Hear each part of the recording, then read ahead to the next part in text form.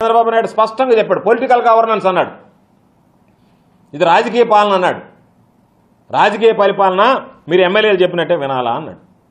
ఎమ్మెల్యేలు ఏమి చెప్తే వినాలి కలెక్టర్లు? ఇప్పుడు సర్వేపల్లి ఎమ్మెల్యే ఉన్నాడు, నిద్ర లేస్తే సంచి ఒకటి ఎత్తుకొని తిరుగుతూ ఉన్నాడు. ఆ సంచి నిండిన తర్వాత కలెక్టర్ ఉద్యోగం ఇంకో ఖాళీ సంచి ఇమనే, అంతే కదా.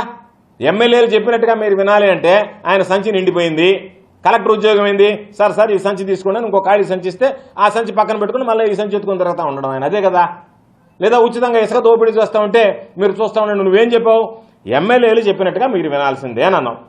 అంటే ఎమ్మెల్యేలు అవినీతికి పాల్పడ్డా, అక్రమాలకు పాల్పడ్డా, అసాంఘిక కార్యకలాపాలకు పాల్పడ్డా, ఏమి చేసినా సరే ఎమ్మెల్యేలు చెప్పినటువంటి మాట వేదం అని చెప్పి జిల్లా స్థాయి కలెక్టర్ని ఎస్పీని కూర్చోబెట్టి నువ్వు మాట్లాడితే ఎమ్మెల్యేలు విచ్చలవిడిగా ప్రజలకు సంబంధించినటువంటి సహజ వనరులు దోపిడీ చేస్తుంటే ఇసుక దగ్గర నుంచి అన్నిటికీ దానికి నువ్వు వంత పాడినట్టుందా? లేదనుకుంటే ఒక పక్కేమో చంద్రబాబు నాయుడు ద్వంద్వ పరిణామాలు 2-4 ఉదాహరణ, ఒక పక్కేమో ఇసుక విషయంలో స్ట్రిక్ట్గా ఉండండి అంటాడు, మరొక పక్కేమో ఎమ్మెల్యేలు చెప్పినట్టుగా వినమంటాడు. ఇసుక దోచుకుంటుండేది ఎమ్మెల్యేలే.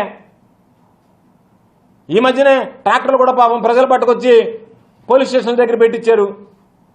కాబట్టి నీ ద్వంద్వ పరిణామాలు రెండు కూడా ఏది మాట్లాడినా కూడా ఇది సరైనటువంటి పద్ధతి కాదు.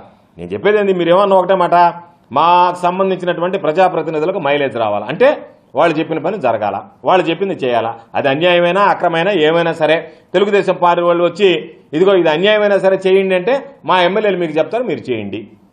దాంట్లో న్యాయాన్యాయాలు విచారించాల్సినటువంటి అవసరంలే.